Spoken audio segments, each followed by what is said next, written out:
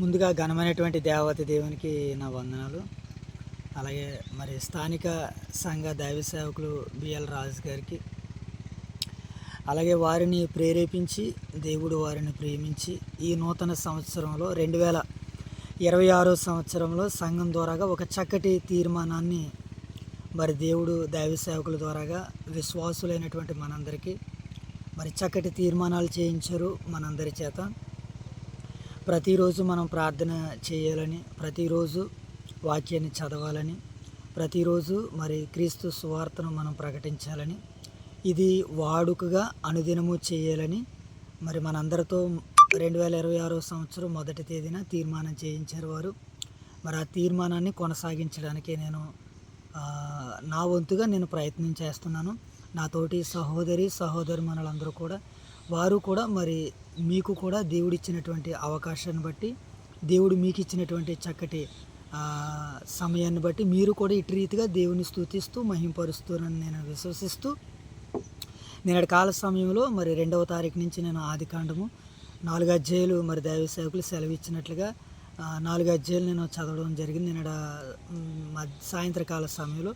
మరి దేవుడు నాకు ఈ ఉదయకాల సమయంలో ఇచ్చిన ఈ చక్కటి భాగ్యాన్ని బట్టి దేవత దేవుని స్తుతిస్తూ మరి 5వ అధ్యాయము మొదటి నుంచి 5 నుంచి కొన్ని అధ్యాయాలు చదువుకునేటువంటి ప్రయత్నాలు చేస్తున్నాను నేను.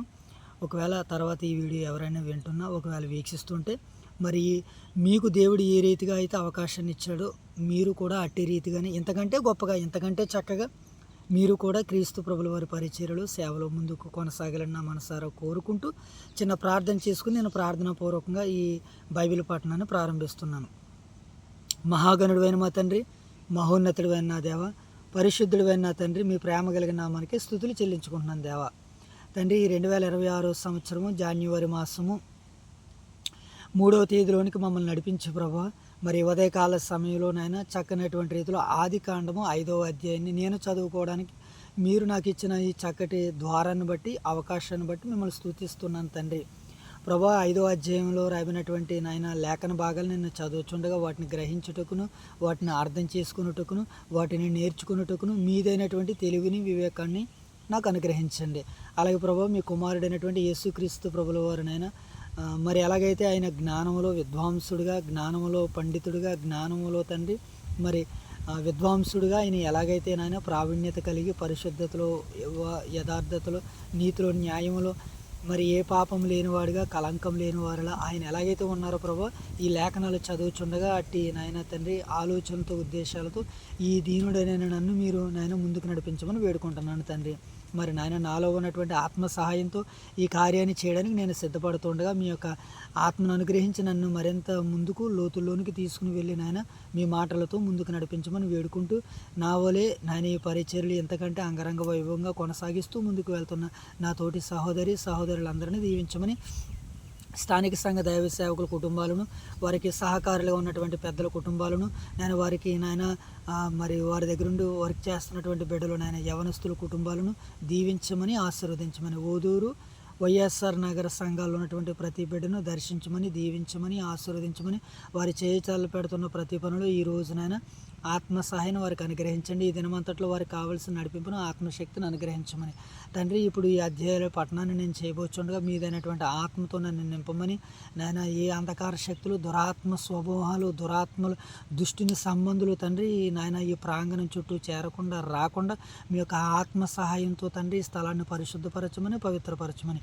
మీ మాటలు నా హృదయాంతరంగాల్లో నాయన, నా మనసులో, నా హృదయాంతరంగాల్లో, నా ఆలోచనలు, ఉద్దేశాల్లో తండ్రి నేను గూడు కట్టుకుని 30 60 100 ఫలించుటకు మీ సహాయాలు దయచేయమని మా రక్షకుడైన యేసుక్రీస్తు వారి నామములో ఈ ప్రార్థన మీకు సమర్పిస్తున్నాను నా కన్న తండ్రి.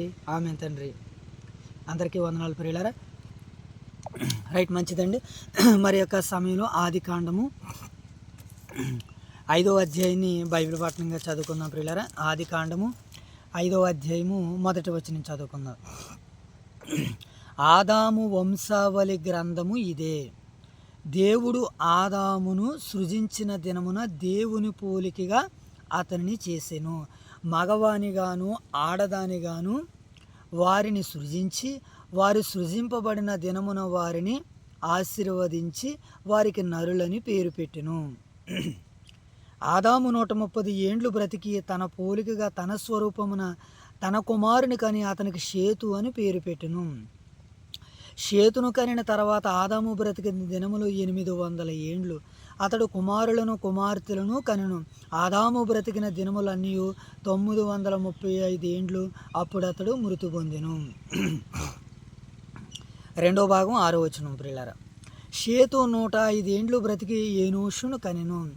ఏనోషును కనిన తర్వాత షేతు 800 ఏండ్లు బ్రతికి కుమారులను కుమార్తెలను కనెను. షేతు బ్రతికిన దినములన్నీ 912 ఏండ్లు. అప్పుడు అతడు మృతి పొందెను.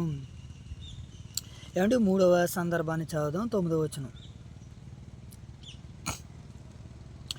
ఏనోషు 900 సంవత్సరములు బ్రతికి కేయినానును కనెను.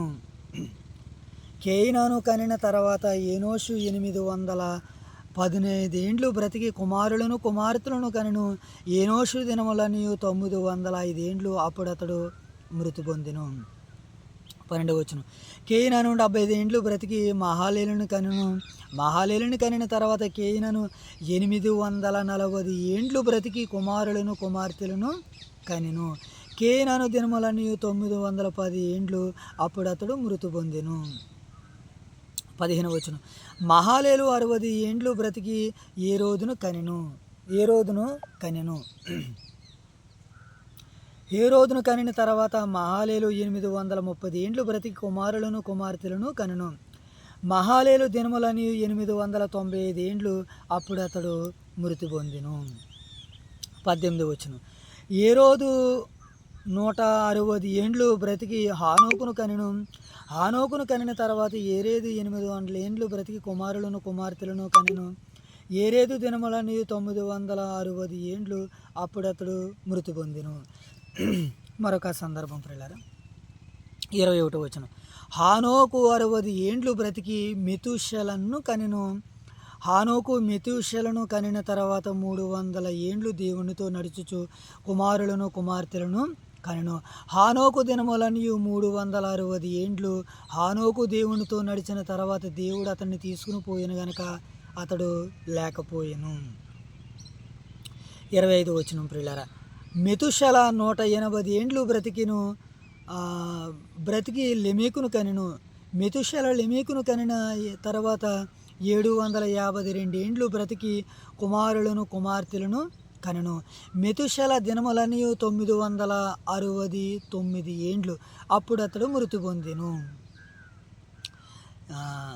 చివరి సందర్భం ప్రియులారా, 28వ వచనం చదువుకుందాం. లెమేకు 182 ఏండ్లు బ్రతికి ఒక కుమారుని కని భూమిని యెహోవా శపించునందువలన కలిగిన మన చేతుల కష్ట విషయంలోను మన పని విషయంలోను ఇతడు మనకు నెమ్మది కలగజేసిననుకొని అతనికి నోవహు అని పేరు పెట్టెను, అనగా నెమ్మది. 29వ వచనం. భూమిని యెహోవా శపించినందువలన కలిగిన మన నోవహు అని పేరు పెట్టెను. 30వ వచనం. లెమేకు నోవహును కనిన తర్వాత 190 ఏండ్లు బ్రతికి కుమారులను కుమార్తెలను కనెను. లెమేకు దినములని 775 ఏండ్లు. అప్పుడు అతడు మృతి పొందెను. 32వ వచనం. నోవహు 500 ఏండ్లు గలవాడే షేమును హామును యాఫేతును కనెను.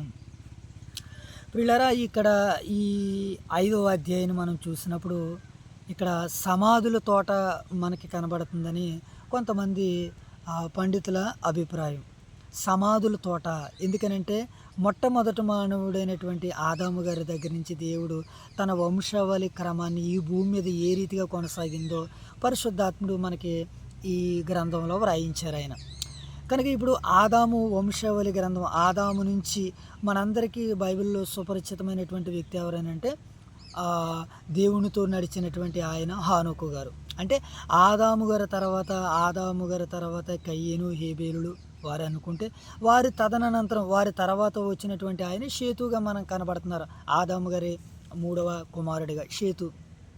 ఈ షేతు దగ్గర నుంచి కొంతమంది లిస్టుల పేర్లు మనకు కనబడుతున్నాయి. షేతు తర్వాత ఏనోషు, కేయినాను, ఏమండి మహాలేలు, ఏరోదు, ఏమండి హేరోదు, హానోకు అంటే ఇక్కడ దాకా కొన్ని తరాలు మనకు కనబడుతున్నాయి. షేతు దగ్గర నుంచి ఆదాము, ఆదాము దగ్గర నుంచి షేతు, షేతు దగ్గర నుంచి హానోకు, హానోకు తర్వాత మరలా మనకు కనిపించేటువంటి వ్యక్తి ఎవరనంటే నోవాహు గారి ద్వారాగా మనకి తెర మీదకి వస్తున్నట్లుగా.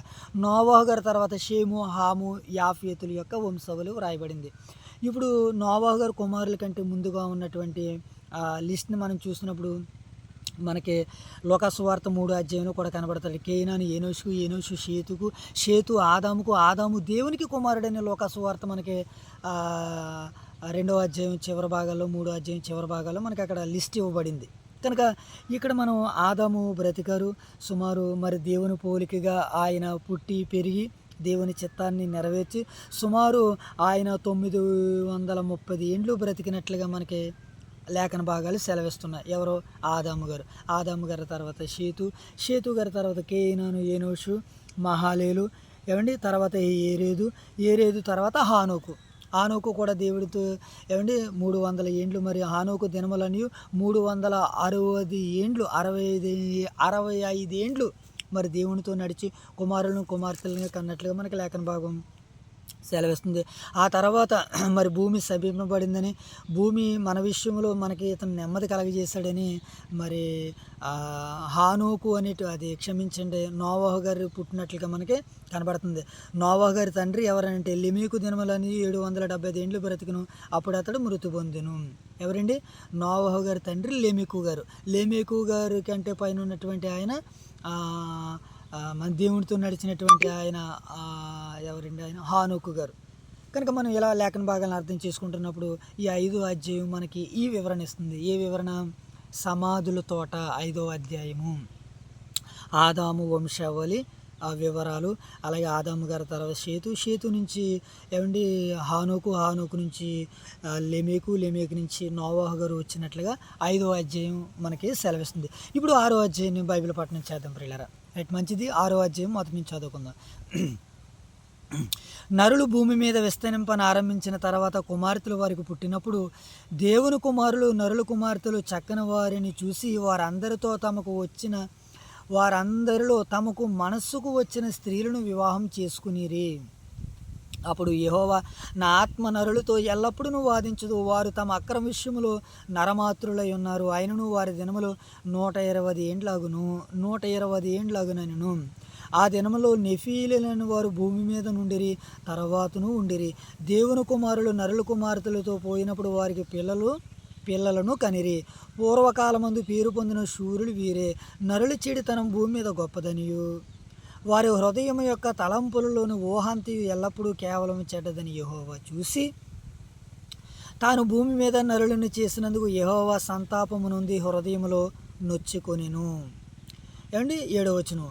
అప్పుడు యెహోవా, నేను సృజించిన నరులతో కూడా జంతువులను, పురుగులను, ఆకాశ పక్ష్యాదులను భూమి మీద ఉండకుండా తుడిచివేయుదును. చూడండి ప్రియులారా, దేవుని కోపం వస్తే ఎమ్మటిని ఆయన చర్యలు ఎలా తీసుకుంటున్నాడు. ఏలయనగా నేను వారిని సృజించినందుకు సంతాపము నొంది ఉన్నాను. అయితే నోవాహు యెహోవా దృష్టి ఎందుకు కృప నొందినవాడు ఆయను. ఇప్పుడు 2వ భాగము 9వ వచనాన్ని చదువుకుందాం ప్రియులారా. 2వ భాగం 6వ అధ్యాయం 2వ భాగం. నోవాహు వంశావళి ఇదే. నోవాహు నీతిపరుడును తన తరములో నిందారహితుడనై ఉండును. నోవాహు దేవునితో కూడా నడిచినవాడు. షేము, హాము, యాఫేతు అను 3 కుమారులు నోవాహు కనెను. భూలోకము దేవుని సన్నిధిని చెడిపోయిండును, భూలోకము బలాత్కారముతో నిండియుండును. దేవుడు భూలోకమును చూసినప్పుడు అది చెడిపోయిండును. భూమి మీద సమస్త శరీరులు తమ మార్గమును చెరిపివేసుకుని ఉండిరి. 13వ వచనం ప్రియులారా, దేవుడు నోవాహుతో సమస్త శరీరాల మూలముగా భూమి బలాత్కారముతో నిండి ఉన్నది కనుక నా సన్నిధిని వారి అంతం వచ్చి ఉన్నది. ఇదిగో వారిని భూమితో కూడా నాశనము చేసేదను. చితిసారకపు మ్రానుతో నీ కొరకు ఓడను కట్టుకొనుము. 6 మూరలు పెట్టి ఆ ఓడను చేసి లోపటను వెలుపటను దానికి కీలుపు ఇవ్వలను. నీవు దాన్ని చేయవలసిన విధమిది. ఆ ఓడ 300 మూరల పొడుగగును, 50 మూరల వెడల్పును, 30 మూరల ఎత్తును గలదై ఉండవలను. ఆ ఓడకు కిటికీ చేసి పైనుండి మూరడి క్రిందికి దానిని ముగించవలను. వాడ తలుపులు దాని ప్రక్కన ఉంచవలను. క్రింది అంతస్తు రెండవ అంతస్తు మూడవ అంతస్తు గలదిగా రెండవ అంతస్తు మూడవ అంతస్తుల గదిగా దానిని చేయవలను. ఇదిగో నేను జీవవాయువు గల సమస్త శరీరను ఆకాశము క్రింద నుండకుండా నాశనము చేయుటకు భూమి మీదకి జలప్రలయము రప్పించుచున్నాను. లోకమందున్న సమస్తమును చనిపోవును. అయితే నీతో నా నిబంధన స్థిరపరచుదును. నీవును నీతో కూడా నీ కుమారులను నీ భార్యయు నీ కోండ్రను నీ ఓడలో ప్రవేశింపవలను. మరియు నీతో కూడా వాటిని బ్రతికించి ఉంచుకొనుటకు సమస్త జీవులలో అనగా సమస్త శరీరుల యొక్కయు ప్రతి జాతిలోనివి రెండేసి చొప్పున నీవు ఓడలోనికి తేవలను. వాటిలో మగదియు ఆడదియు నుండవలను. నీవు వాటిని బ్రతికించి ఉంచుకొనుటకై వాటి జాతుల ప్రకారము పక్షులలోను, వాటి జాతుల ప్రకారము జంతువులలోను, వాటి జాతుల ప్రకారము నేలను ప్రాకు వాటన్నిటిలోనూ ప్రతి జాతిలో రెండేసి చొప్పున నీ యొద్దకు అవి వచ్చును. మరియు తినుటకు నానా విధములైన ఆహార పదార్థములను కూర్చుకొని నీ దగ్గర ఉంచుకొనుము. అవి నీకును వాటికిని ఆహారమగునని చెప్పెను. నోవహు అలాగు చేసును. దేవుడు అతనికి ఆజ్ఞాపించిన ప్రకారము యావత్తును చేసెను. రైట్, మంచిది ప్రియులారా. ఈ యొక్క 6వ అధ్యాయాన్ని కూడా మనం ఒకసారి ఆలోచన చేయగలిగినట్లయితే దేవుడు తన సంకల్పాన్ని మరొకసారి నెరవేర్చుకుంటున్నట్లుగా మనకు కనపడుతుంది. ప్రారంభంలో మనం 3వ అధ్యాయాన్ని 2వ అధ్యాయాన్ని 4వ అధ్యాయాన్ని మనం చూసినప్పుడు మొదటి మానవులు చేసినటువంటి అపరాధాన్ని బట్టి ఆ తప్పును బట్టి దేవుడు వారిని ఏదైనా తోట నుంచి గెంటి వేసినట్లుగా మనకు కనబడుతుంది. తర్వాత కయ్యని గారిని కూడా దేవుడు తన సన్నిధి నుంచి తోలివేసినట్లుగా కనబడుతుంది. తర్వాత దేవుడు మరి ఆదాము గారి సంతతి ద్వారాగా ఈ భూమి మీదకి జాతులు జనాంగాలు వంశవృక్షాలు అభివృద్ధి నొందినటువంటి తర్వాత దేవుని చిత్తాన్ని పక్కన పెట్టి వీరి సొంత చిత్తాన్ని నెరవేర్చి ఎవరికి ఇష్టం వచ్చినటువంటి వారిని వారి వివాహాలు చేసుకుంటున్నప్పుడు దేవుడు మనసు నొచ్చుకుని ఇదిగో దేవదూతలు నరులు వీళ్ళు ఇద్దరు కలిసి మరి వివాహాలు చేసుకుని దేవుని చిత్తానికి వ్యతిరేకంగా వారు జీవించినప్పుడు నరుల చెడుతనం భూమి మీద గొప్పదిగా భావించి నరులను చేసినందుకు దేవుడు సంతాపపడి వారిని ఈ భూమి మీద ఉండకుండా వారిని జలసమాధి చేసేయాలని దేవుడు నిర్ణయాన్ని తీసుకునేటట్టుగా వారి వివాహ జీవితాలు దేవుని సన్నిధిలో చెలరేగినాయి. అందుకనే దేవుడు వారిని జ్ఞాపకం చేసుకుని వారిని జలప్రలయం ద్వారాగా ఈ భూ గర్భంలో కలిపేయాలనుకున్నాడు. దేవత దేవుడు జల సమాధి చేసేయాలనుకున్నాడు.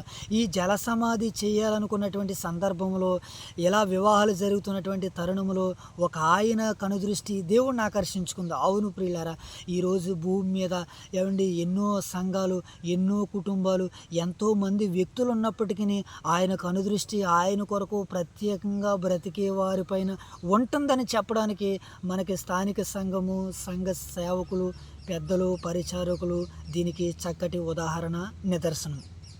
కనుక ఇలా మనం మనసులో పెట్టుకుని బైబిల్ చదువుతున్నప్పుడు ఎవరి కనుదృష్టి దేవుని మీద ఉంటుంది, ఎవరి కనుదృష్టి దేవుని ఆకర్షించుకుంటుందని మనం ఆలోచన చేసినప్పుడు తమ ఇష్టాలని తమ కోరికలను తీర్చుకునే వారిపైన దేవుని కనుదృష్టి ఉండదు. దేవుని కనుదృష్టి కాదు, దేవుని చెయ్యి వారి మీద పడుతుందన్నది వాస్తవము.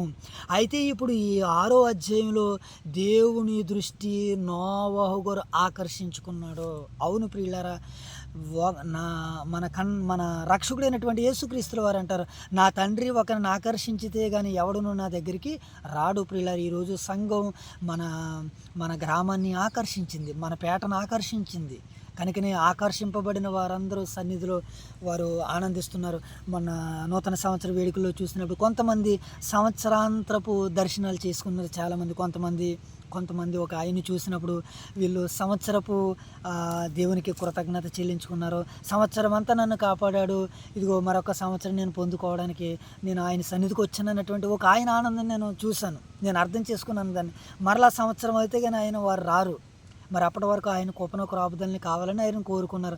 వాక్యం తెలిస్తే సంవత్సరంకి ఒకసారి కాదు, నేను వారం సంఘంతో కూడుకునేటట్టుగా నాకు సహాయాన్ని దయచని దేవుణ్ణి ఆయన అడిగితే నిజంగా సంవత్సరాంతరం కాదండి, వారం ఉండేలాగా దేవుడు ఆయనకు ద్వారాన్ని తెరుస్తాడు. అంటే దేవుని కనుదృష్టి ఇలా ఉంటుందని మనం చూసి చెప్పుకోవడానికి ఇది ఒక సూజాయిగా మనకు కనబడుతుంది. ఇప్పుడు నోవాహు గారు దేవుని కనుదృష్టిని ఆకర్షించుకున్నాడు. అందుకనే తన మనసుని, తన సంకల్పాన్ని ఒక వ్యక్తి ద్వారాగా నెరవేర్చుకోవాలనుకున్నాడు. నాయనా నోవాహు, ఇదిగో ఈ భూమి మీద ఉన్నటువంటి వాటిని అన్నిటిని నాశనం చేయబోతున్నాను. నీ కొరకు, నీ ఇంటి వారి కొరకు రక్షణగా ఒక ఓడను నువ్వు సిద్ధం చేసుకో. మొదటి అంతస్తు, రెండవ అంతస్తు, మూడవ అంతస్తు, 3 అంతస్తులుగా నువ్వు దాన్ని నిర్మించుకో. నీవు, నీ బిడ్డలు, ఈ భూమి మీద కొన్ని జంతువులు, కొన్ని పక్షులు నీలోనికి వస్తాయి. వాటితో నువ్వు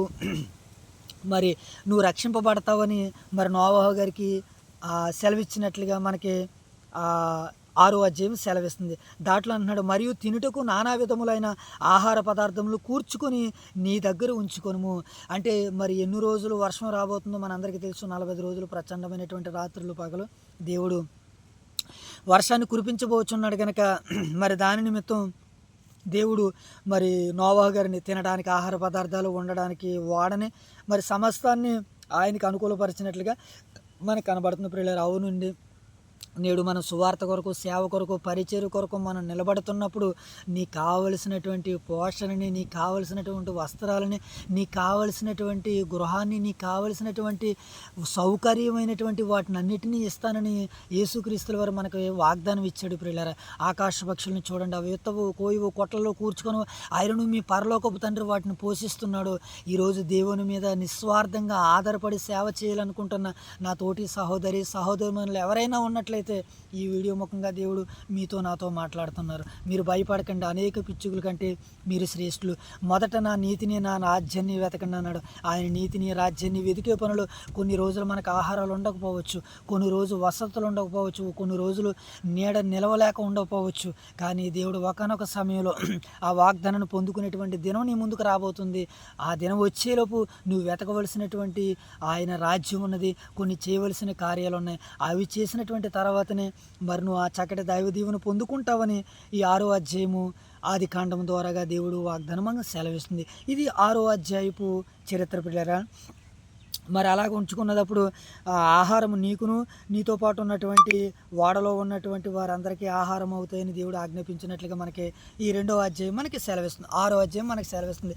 ఇక 7వ అధ్యాయాన్ని మనం ఆలోచన చేసుకున్నప్పుడు 7వ అధ్యాయాన్ని కూడా మనం చదువుకున్న పిల్లరా, ఆదికాండము 6వ అధ్యాయం అయింది కదా, 7వ అధ్యాయం చదువుకుందాం. ఇప్పుడు యెహోవా, ఈ తరము వారిలో నీవే నా ఎదుట నీతిమంతుడు అయ్యుండుట చూసి తిని గనక నీవును నీ ఇంటి వారును వాడలో ప్రవేశించుడి.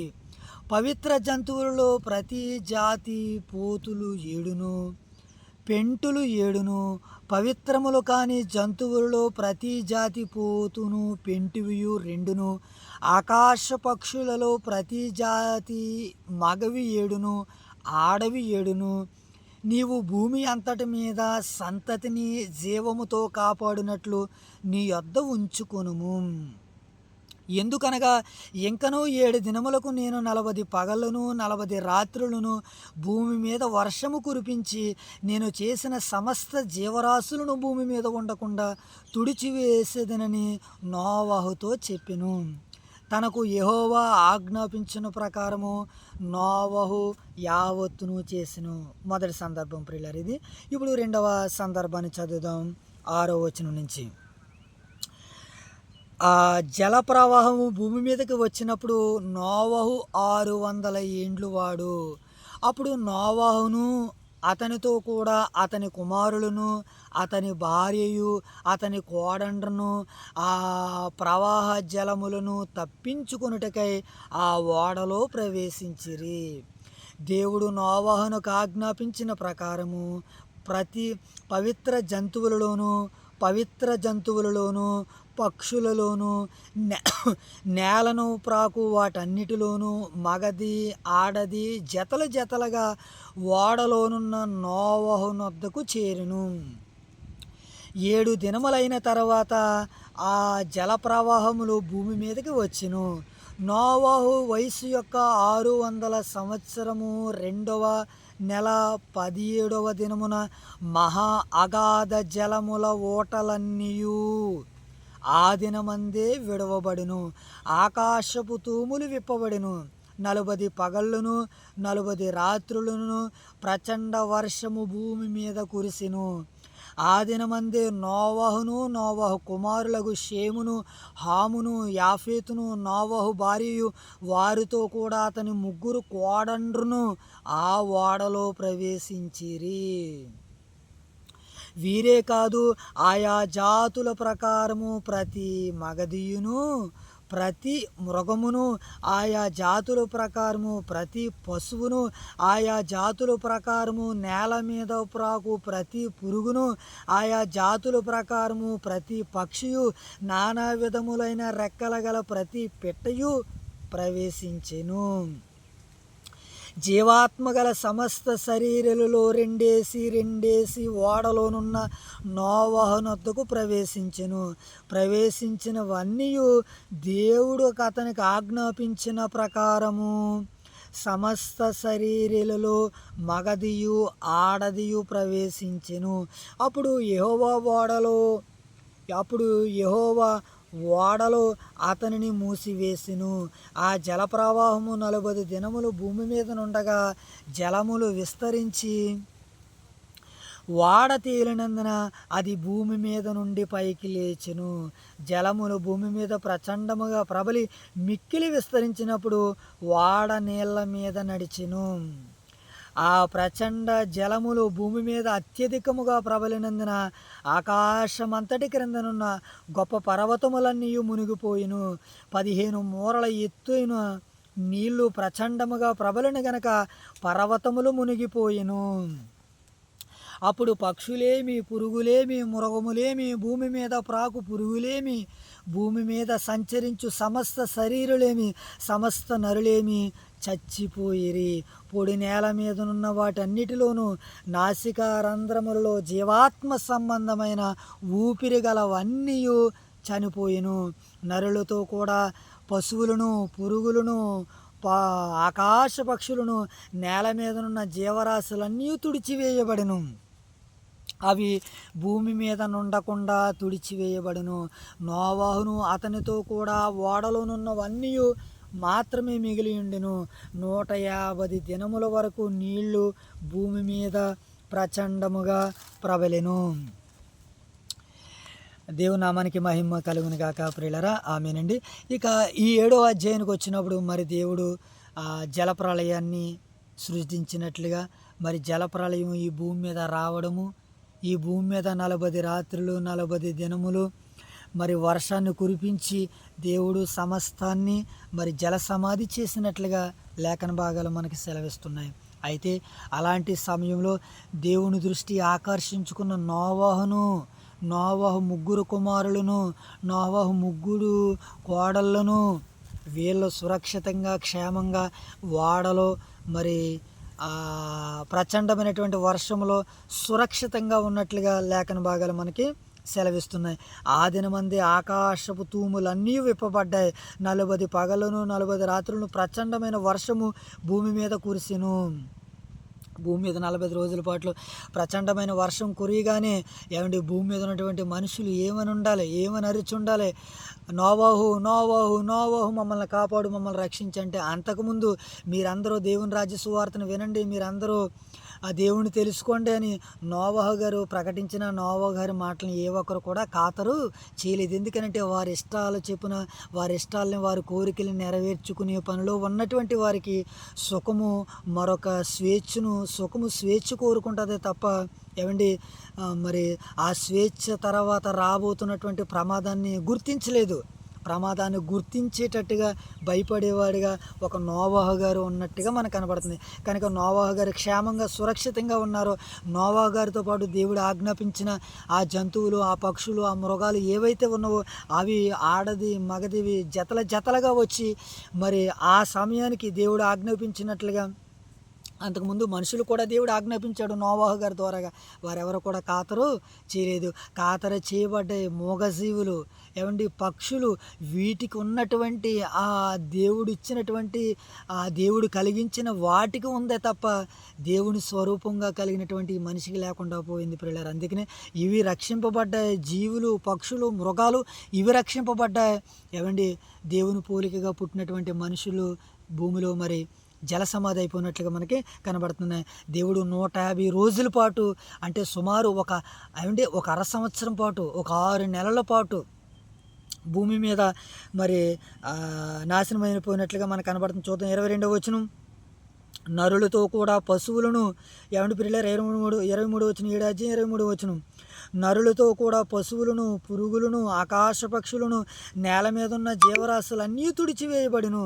చూడండి ప్రియులారా, నరులతో కూడా పశువులు, పురుగులు, ఆకాశ పక్షులు, నేల మీదనున్న జీవరాశులు అన్నీ తుడిచివేయబడును, భూమి మీద నుండకుండా తుడిచివేయబడును. నోవహును అతనితో కూడా ఓడలోనున్న వారు మాత్రమే మిగిలి ఉండును. 150 దినముల వరకు నీళ్లు భూమి మీద ప్రచండముగా ప్రబలెను. చూడండి ప్రియులారా, ఏమండి నరులు, మృగాలు, పక్షులు ఇవన్నీ కూడా నాశనం అయిపోయినాయి. ఇవన్నీ దేవుని చేత సృజించబడినవి కదా, మరి ఇవెందుకు రక్షింపబడలేకపోయినవి? ఇవెందుకు రక్షింపబడలేకపోయినాయంటే దేవుడు వీటికి కూడా ఆజ్ఞాపించి ఉండాలి. ఇవి పట్టించుకోలేదు, ఇవి రాలేదు. అవును ప్రియులారా, నేడు ఇదిగో పరిపూర్ణ దశలో దేవుడు మనందరినీ పిలుచుకుంటున్నాడు, అందరికి ఆహ్వానాన్ని ఇస్తున్నాడు. దేవుని మాట ఈరోజు బోరగా ఇదిగో గంటల రూపంలో ప్రతి ఒక్కరితో మాట్లాడుతుంది. మరి ఆ స్వరాన్ని విని సంఘానికి వచ్చినటువంటి వారు ఎంతమంది ఉన్నారు? ఉన్నటువంటి వారే రక్షింపబడతారు, విన్నటువంటి వారే రక్షింపబడతారు. నిర్లక్ష్యం చేసినటువంటి వారు, పెడచెవిని పెట్టినటువంటి వారు, ఇదిగో ఆ రోజు జల సమాధి, ఈరోజు నిత్యాగ్ని, ఆ నరకాగ్నిలోనికి వెళ్ళిపోతారని ఈ 6వ అధ్యాయం మనకి 7వ అధ్యాయం మనకి సెలవిస్తుంది. కనుక మరి ఇటు రీతిగా 7వ అధ్యాయం మన వినికుడిలో మరి దేవుడు ఫలింపజేసిన విధానాన్ని బట్టి స్తుతులు చెల్లించుకుంటూ, ఇక మరి నేటికి చివరి అధ్యాయాన్ని 8వ అధ్యాయాన్ని చదువుకుని మనం ముగించుకునే ప్రయత్నాలు చేద్దాం ప్రియులారా. 8వ అధ్యాయం చదువుకుందాం. ఆదికాండము 8వ అధ్యాయము మొదటి నుంచి చదువుకుందాం. 22 వచనాలు ఇవ్వబడ్డాయి ప్రియులారా. త్వరగా నేను చదవడానికి సిద్ధపడుతున్నాను. దేవుడు నోవాహును అతనితో కూడా ఓడలోనున్న సమస్త జంతువులను, సమస్త పశువులను జ్ఞాపకము చేసుకొనెను. అంటే దేవుని జ్ఞాపకాలలో ఉండేటట్టుగా మనుషులు, పక్షులు, జంతువులు బ్రతుకుతున్నాయి. మంచిది పిల్లరా, దేవుడు మనల్ని జ్ఞాపకం ఉంచుకునేటట్టుగా మనము కూడా ఈ 2026 సంవత్సరంలో జీవించదుముగాక. ఆమేన్. రైట్. దేవుడు భూమి మీద వాయువు విసిరినట్లు చేయుట వలన నీళ్లు తగ్గిపోయిను, అగాధ జలముల ఓటలను, ఆకాశపు తూములను మూయబడును, ఆకాశం నుండి కురియుచున్న ప్రచండ వర్షము నిలిచిపోయెను. అప్పుడు నీళ్లు భూమి మీద నుండి క్రమక్రమముగా తీసిపోవుచుండెను. 150 దినములైన తర్వాత నీళ్లు తగ్గిపోయెను. 7వ నెల 17వ దినమున ఓడ అరారాతు కొండ మీద నిలిచెను. నీళ్లు 10వ నెల వరకు క్రమముగా తగ్గుచూ వచ్చెను. 10వ నెల మొదటి దినమున కొండల శిఖరములు కనబడెను. నరులు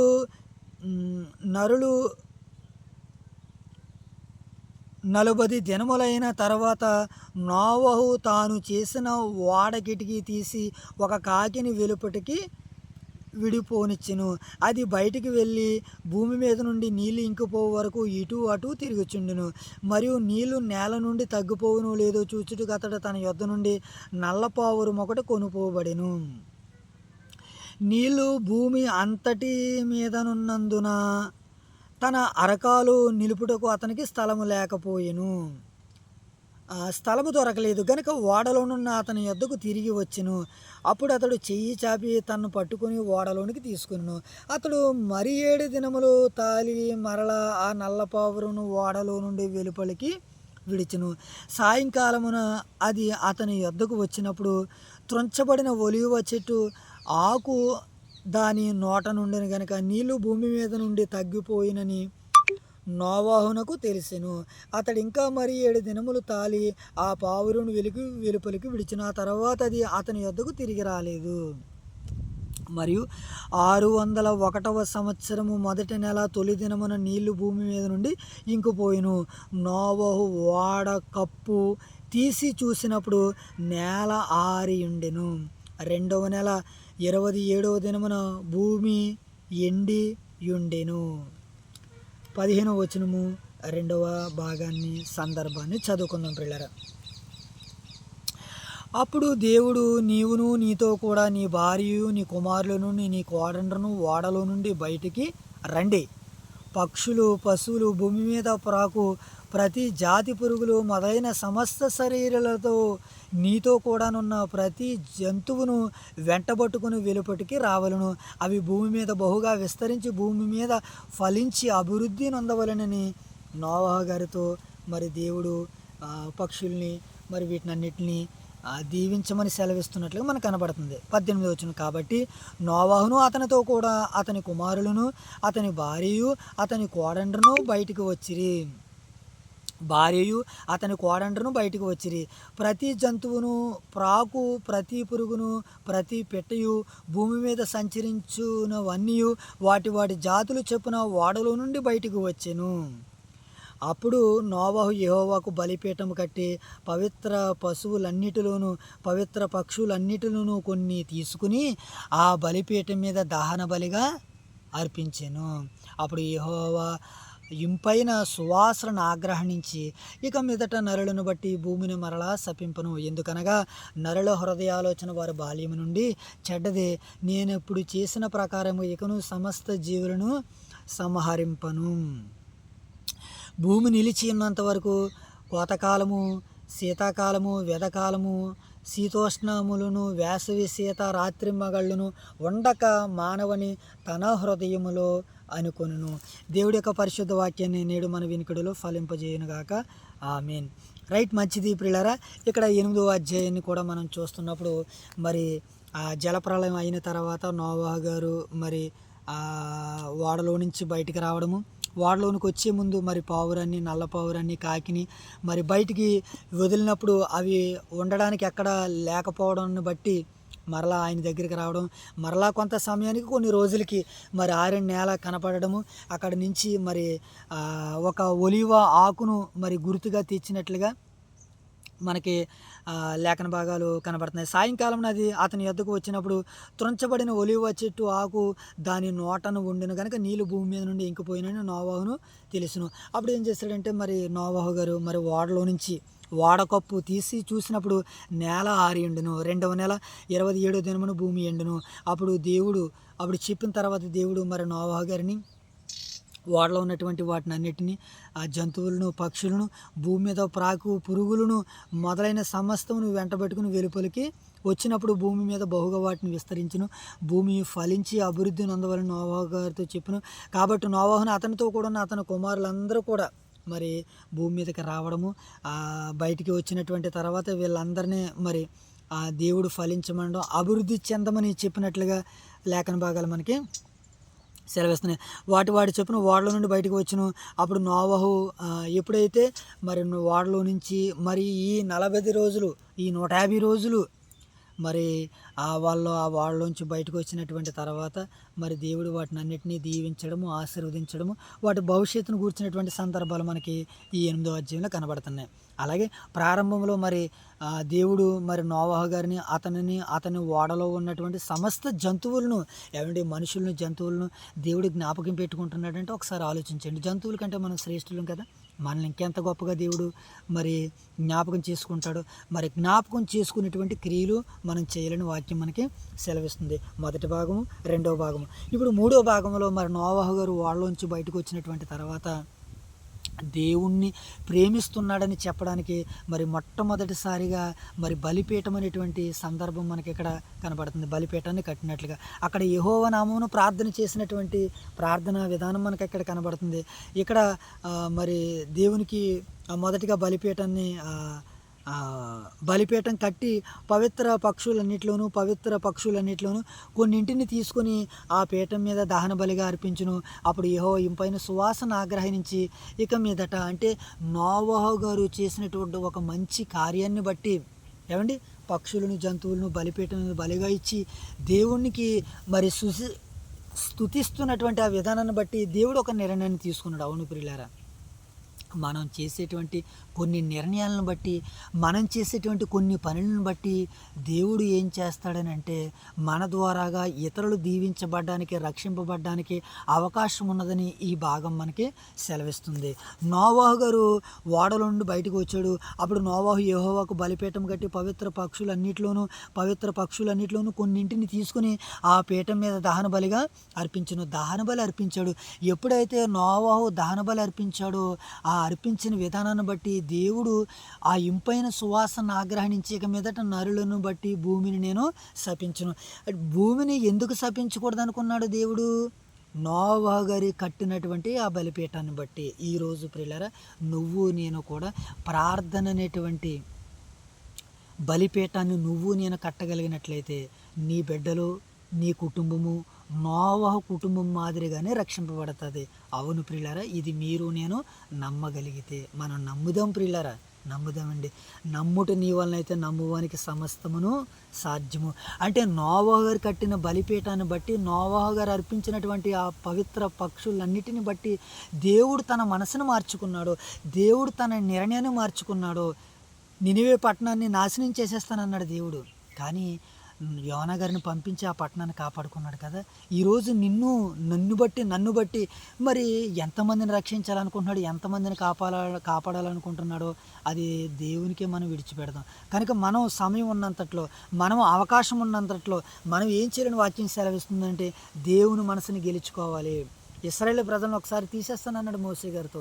నాయనా తండ్రి, నువ్వు అలా చేస్తే నిన్నేమంటారు ప్రజలు అన్నదప్పుడు వారిని బట్టి, మోసే చేసినటువంటి ఆ ప్రార్థనను బట్టి, మోసే చేసినటువంటి ఆ పనిని బట్టి దేవుడు మరలా ఇశ్రాయేలుకి క్షమాపణ పెట్టినట్లుగా మనకు కనబడుతుంది. మనం ఎలా ఆలోచన చేసినప్పుడు మన రక్షకుడైనటువంటి యేసుక్రీస్తుల వారు నేటికి ఈ రోజుకి కూడా ఇదిగో తండ్రి దగ్గర అద్దె పెడుతున్నాడు. ఇంకా నా బిడ్డలు ఇంకా కొంతమంది ఉన్నారు డాడీ, ఇంకా కొంతమంది ఉన్నారు తండ్రి, ఇదిగో వారిని చెంతకి నేను నడిపిస్తున్నాను అని మనల్ని గూర్చి ఇంకా మరి తండ్రి దగ్గర విజ్ఞాపన చేస్తున్నటువంటి వాడిగా మనకు కనబడుతున్నాడు. పరిశుద్ధాత్ముడు కూడా మనల్ని అందరినీ ఈరోజు ప్రేరేపిస్తున్నాడు. సత్యము, వెలుగు, మంచి వినబడుతున్నప్పుడు దుష్టుల ఆలోచన నుంచి బయటికి రావాలని అనేక మంది పాపులను మరి ఆత్మ ప్రేరేపిస్తున్నట్లుగా మనకు కనబడుతుంది. ఈ ప్రేరేపణ బట్టి ఇతరులందరినీ రక్షించే బాధ్యత మనది ప్రియులారా, రక్షించే బాధ్యత మనది అని వాక్యం సెలవిస్తుంది.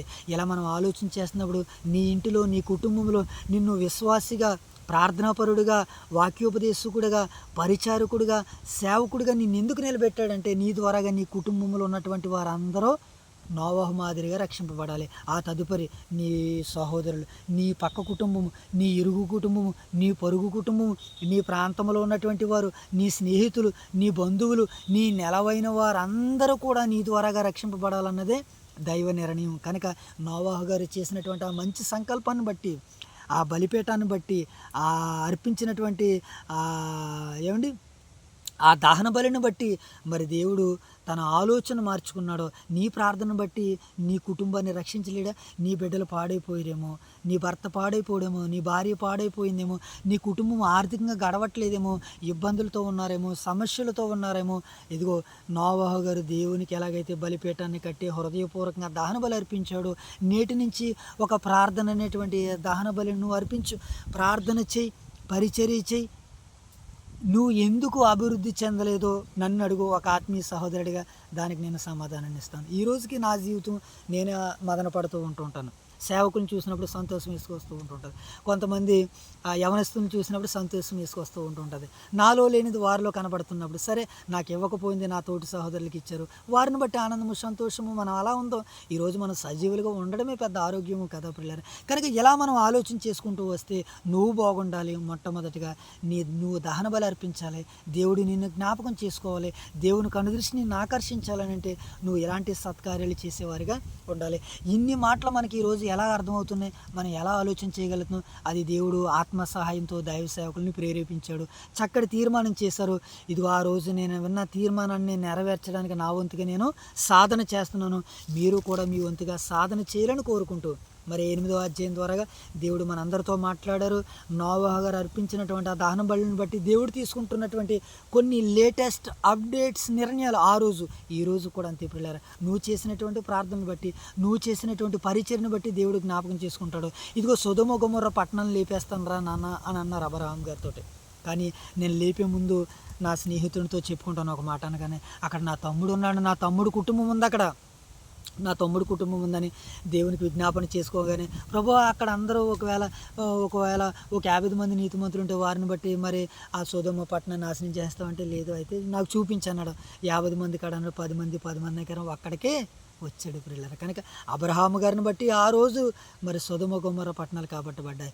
ఈరోజు మన రక్షకుడైనటువంటి యేసుక్రీస్తు ప్రభువుని బట్టి ప్రపంచ దేశాల్లో ఉన్నటువంటి మనుషులు, మానవాళులు, మృగాలు, పక్షులు ఇవన్నీ కూడా రక్షింపబడాలన్నదే దైవ నిర్ణయం. కనుక ఆ రోజు జలప్రలయంలో నరులు, మృగాలు, పక్షులు ఎలాగైతే పోయినా అలా కాకుండా ఈరోజు మన కంటితో మనం చూస్తున్న వారందరూ మనందరితో పాటు పరలోకంలో ఉండాలి. మన కంటితో చూస్తున్నటువంటి పక్షులు, ఈ జంతువులు, ఈ మృగాలన్నీ కూడా మరి మనతో పాటే ఉండాలని వాక్యం మనకు సెలవిస్తుంది. కనుక దేవుడు ఇట్టి భాగ్యాన్ని సంఘం ద్వారాగా, దైవ సేవకుల ద్వారాగా, పెద్దల ద్వారాగా, మరి యవనస్తుల ద్వారాగా దేవుడు మనకిచ్చిన ఈ చక్కటి భాగ్యాన్ని బట్టి దేవుని నేను స్తుతిస్తూ మహింపరుస్తూ చిన్న ప్రార్థన చేసుకుని ఈ నేటి పరిచర్యను దేవుని చేతులకు అప్పగించుకుందాం. మహాగణుడైన మా తండ్రి, మహోన్నతుడైన దేవ, పరిశుద్ధుడైన తండ్రి, మీ ప్రేమ కలిగిన నామానికి స్తుతులు చెల్లించుకున్నాను దేవా. ఈ ఉదయకాల సమయంలో మీ సన్నిధి భాగ్యాన్ని ఇచ్చి తండ్రి, నాయన దైవ సేవకులు మాతో చేసిన తీర్మానాన్ని మేము నెరవేర్చుకోవడానికి శతవిధాల ప్రయత్నాలు చేస్తున్నాం ప్రభా. దీని కొరకు కొన్ని ఇబ్బందులు ఉన్నాయి, సమస్యలు ఉన్నాయి. వాటిని అన్నిటినీ మీరు మాకు రూపుమాపి తండ్రి, అవేవి మా దరికి చేరకుండా అహేక విచారము, ధనమోసము మమ్మల్ని అంటకుండా ఇదిగో నాయన మీ యొక్క నాయన చక్కటి సమయాన్ని ఇచ్చి ప్రభా, చక్కటి స్థలాన్ని ఇచ్చి, పొలాన్ని ఇచ్చి తండ్రి, ఇక్కడ నాయన మీకు పరిచర్య చేసుకోవడం నాకు ఇచ్చిన ఈ చక్కటి భాగ్యాన్ని బట్టి నేను మిమ్మల్ని స్తుతిస్తూ, నా వలే తండ్రి యొక్క పరిచర్య ధర్మాన్ని ముందు కొనసాగిస్తున్నటువంటి నా తోటి సహోదరి మనలందరినీ దీవించమని ఆశీర్వదించండి. ఎందుకంటే గొప్పగా అంగరంగ వైభవంగా నీ బిడ్డలు పరిచర్య చేసి తండ్రి నీ జ్ఞాపకాల్లో ఉండేలాగానే సహాయాలు తెచ్చండి. వారు అనుదినము దహన బలి అర్పించి ప్రభావ బలిపీఠాలను కట్టి తండ్రి, పాపాన్ని పడగొడితే కానీ మేము పరిశుద్ధ బలిపీఠాన్ని కట్టలేమన్నటువంటి విషయాన్ని నాలో మాలో మేమందరం గుర్తెరుగుటకు మీ సహాయాలు తెచ్చమని వేడుకుంటూ ప్రార్థన చేస్తున్నాను తండ్రి. మీకు వందనాలు ప్రభా. దైవ సేవకులు ప్రారంభించినటువంటి ఈ పరిచర్యను ఆయన తండ్రి మీరు దీవించండి, ఆశీర్వదించండి. అలాగే ప్రభా ఈ ఉదయకాల సమయంలో ఓదూరు, వైఎస్ఆర్ నగర జంట సంఘాలను బట్టి మీకు వందనాలు ప్రభా. నాని మీ మహిమను పొందుకోవడానికి తండ్రి ఒక సంఘం వెనకబడిపోయింది తండ్రి, మరొక సంఘాన్ని మీరు అవకాశం ఇచ్చారు తండ్రి. ఆ రోజు వస్తీ నాయన తండ్రి రాణిగా ఉండాలి ప్రభా. నాయన తండ్రి తాను నిరాకరించింది ప్రభా. అలాగే తండ్రి ఓదూరు నాయన తండ్రి మరొక ప్రాంతం ఉంది ప్రభా. ఆ ప్రాంతం ఉండవలసిన సమయంలో తండ్రి వైఎస్ఆర్ని మీరు దర్శించారు తండ్రి. నాయన మేము తిరస్కరిస్తే నాయన మరొకరు తండ్రి దానిని స్వతంత్రించుకుంటారు ప్రభా. మేము తిరస్కరించే వారిగా కాకుండా తండ్రి నాయన మీ తీర్మానాలకు లోబడేటువంటి వారిగా మేము ఉండడానికి సహాయాలు తెచ్చండి. అలాగే ప్రభా మరి యొక్క ఉదయకాల సమయంలో ఓదూరు, వైఎస్ఆర్ నగరంలో ఉన్నటువంటి క్రీస్తు సంఘాలు మీరు దర్శించండి, దీవించండి, ఆశీర్వదించండి. ఈరోజు 2 సంఘాలు కలిసి నేను గొప్ప విస్తారమైనటువంటి పరిచర్య చేసి మిమ్మల్ని మహింపరచడానికి కృతజ్ఞత సంవత్సర కూడికను ప్రారంభిస్తున్నారు దైవ సేవకులు తండ్రి. దానికి కావాల్సిన ఆర్థికపరమైనటువంటి ధనాన్ని మీరు సిద్ధపరచమని వేడుకుంటున్నాం తండ్రి. దానికి కావాల్సినటువంటి వస్తువుల్ని, వాహనాలని, పరికరాలని, బిడ్డల్ని, యవనస్తులను దైవ సేవకులు మీరు సిద్ధపరుస్తున్నారని విశ్వసిస్తూ ప్రార్థిస్తున్నాం దేవా. ఆ కార్యాన్ని ఆదరించేంతవరకు మీరు అధ్యక్షత వహించి నీ నా మహిమార్థమే జరిగించుకొని రావాల్సిన బిడ్డలు, దైవ సేవకులు ప్రయాణాలు మీరు తోడు నీడకుండా ముందుకు నడిపించమని తండ్రి ఇటు పరిచయం మీరు నాకు అనుగ్రహించినందుకు కృతజ్ఞతలు తెలియజేసుకుంటూ, ఇది ఆరంభం ప్రభా, కార్యారంభం తండ్రి, కార్యాంతం వరకు తండ్రి మీరే దీనిని ముందు కొనసాగిస్తారని మేము విశ్వసిస్తూ రూఢిగా నమ్ముచు ప్రభా. ఈ కొద్దిపాటి ప్రార్థన నా ప్రభువును మీ ప్రియ కుమారుడు మా రక్షకుడు మా ప్రభు యేసుక్రీస్తు వారి నామములో ఈ ప్రార్థన మీకు సమర్పిస్తున్నాను నా కన్న తండ్రి. ఆమేన్ తండ్రి, ఆమేన్ తండ్రి. అందరికి వందనాలు ప్రియులారా. God bless you, have a nice day. దేవుడు మనల్ని మన కుటుంబాలను దీవించి ఆశీర్వదించును గాక. ఆమేన్. అందరికి వందనాలు. God bless you.